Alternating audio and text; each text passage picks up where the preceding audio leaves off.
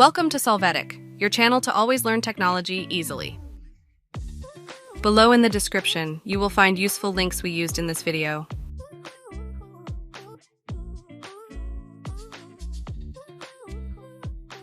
Today in Solvetic, we will see how to make Instagram a private account on PC. We will start by opening Instagram in our browser. Next, click on the More drop-down menu and then on Settings. Then click on the Account Privacy option. Here we can activate the Private Account option with the switch. You will have to confirm the action by clicking on Switch to Private Account.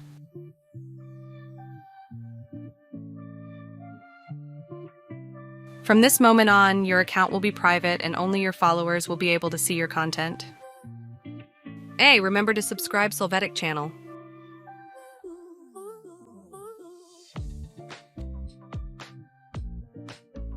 We hope it has been helpful for you. Here are links to watch more videos of your interest and subscribe to the Solvetic channel. Thank you.